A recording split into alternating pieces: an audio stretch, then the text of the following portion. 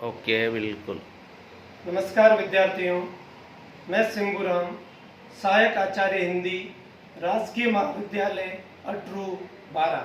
प्रिय विद्यार्थियों, इस वीडियो में हम उद्धव शतक के कला पक्ष के बारे में अध्ययन करेंगे। सामान्यतः प्रश्न पूछा जाता है कि उद्धव शतक के काव्य सौंदर्य का वर्णन कीजिए।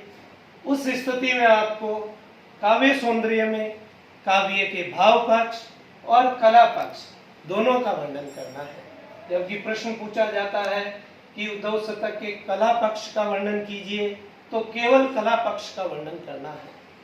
कला पक्ष में भाषा, शैली, अलंकार, छंद, प्रतीक आदि का अध्ययन किया जाता है। सर्वप्रथम भाषा शोषण। उद्धव शतक की भाषा विशुद्ध साहित्यिक ब्रज है। इसमें कविवर रत्नाकर जी के काव्य में ब्रज भाषा का साहित्यिक रूप देखने को मिलता है। वह ब्रज भाषा के परम प्रेमी और मर्मज्ञ थे।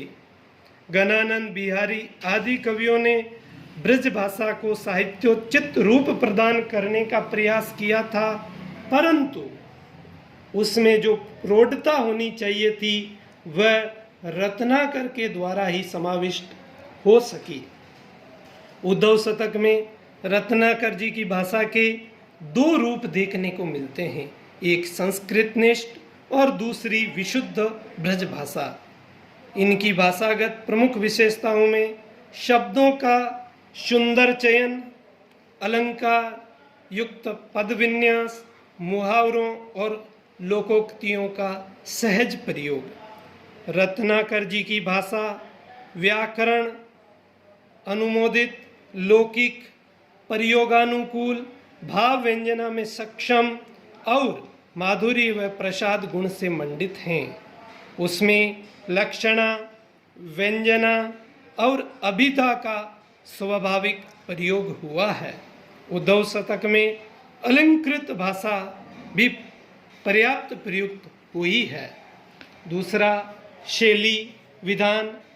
उद्धव शतक के रचनाकार जगन्नाथ दास रत्नाकर के अनुसार यह एक मुक्तक काव्य है, जबकि अन्य कवियों ने इसे प्रबंधात्मक मुक्तक काव्य की श्रेणी में रखा है। इसमें प्रबंधात्मकता के गुण भी देखे जा सकते हैं। यह प्रबंध मुक्तक शैली का काव्य है। इसमें अधिकतर कथोपकथन संवाद शैली में लिखे गए हैं। इससे यह वार्तात्मक चित्रोपम काव्य भी सिद्ध होता है।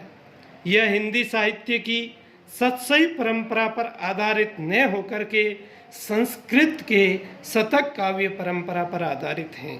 साथ ही इसमें संगीतात्मकता एवं गेयता का भी पूरा ध्यान रखा गया है, जिससे यह गीति काव्य जैसा प्रतीत होता है।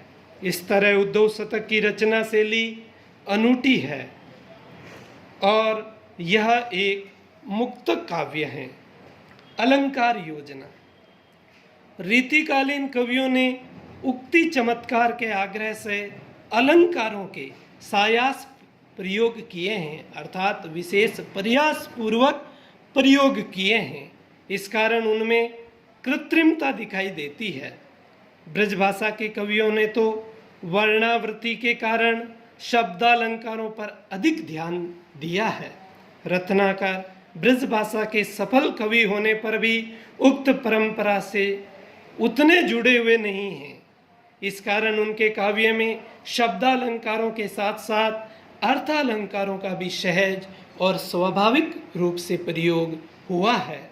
उनमें भावानुकूलता अधिक है, पर उक्ति चमत्कार का अभाव है। प्रमुख अलंकारों की दृष्टि से इनमें अनुप्रास, यमक, श्लेष, उपमा, रूपक, उत्प्रेक्षा, व्यतिरेक, काव्यलिंग आदि अलंकारों का प्रयोग हुआ है। उदाहरण स्वरूप यमक का उदाहरण नंद के कुमार सुकुमार को बसाए यामे। श्लेष का उदाहरण, एक ही अनंग साधी साध सब पूरी अब, और अंग रहित आराधी करी है कहा। छंद योजना। जगन्नाथ दास रचना द्वारा रचित उद्धव शतक में घनाक्षरी कवित्त छंद का प्रयोग हुआ है। घनाक्षरी की वर्ण व शब्द मैत्री द्रष्टव्य हैं। इसके प्रयोग से नाद सौंदर्य, श्रृंगार रस के अनुरूप माधुर्य और गेयता का अच्छा समावेश हुआ है। इनकी छंद योजना गति यति से युक्त एवं मार्मिक भावाभिव्यक्ति के अनुरूप हैं। वर्णिक व्रतों का शुद्ध प्रयोग उनकी परम विशेषता रही है। अंतिम प्रतीक योजना उद्धव शतक है। इसमें जो प्रमुख पात्र हैं वह प्रतीक रूप में प्रयुक्त हुए हैं, जिसमें भगवान श्री कृष्ण पर ब्रह्म के प्रतीक हैं और गोपियाँ उनकी आत्मा का प्रतीक हैं। इसके साथ ही राधा है, वह आनंद प्रचारिणी शक्ति का प्रतीक है और उद्धव अहंकारी ज्ञानी भक्त का प्रतीक है।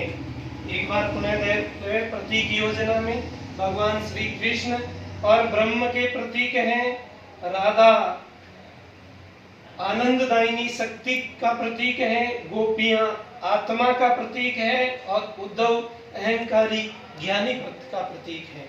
धन्यवाद। ओके।